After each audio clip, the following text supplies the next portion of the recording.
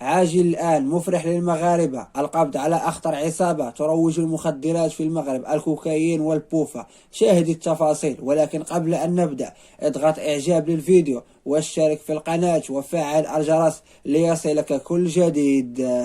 تمكنت عناصر الدرك الملكي بسرية بوزكورة من تفكيك أخطر عصابة إجرامية متخصصة في بيع الكوكايين والبوفا على مستوى محيط المدينة، ضمنها 4 أشخاص من ذوي السوابق القضائية ومبحوث عنهم بناء على مذكرة بحث وطنية. وفق المصادر فإن تنفيذ العملية الأمنية التي باشرتها سرية الدرك الملكي ببوزكورة والتي أشرف عليها قائد المركز القضائي تدخل في إطار جهود الدرك الملكي لمكافحة المخدرات وبيعها وترويجها على المستوى الوطني. وحسب مصادر متطابقة فإن العملية الأمنية التي أسفرت عن توقيف 4 عناصر بارزة تتحكم في أنشطة إجرامية تم ضبط بحوزتها أثناء عملية تفتيش أسلحة بيضاء من الحجم الكبير وصواريخ نارية من نوع الفيزي. كما أسفرت عملية التفتيش عن حج كمية مهمة من الكوكايين والبوفا وأقراص مهلوسة ومشروبات كحولية، إضافة إلى معدات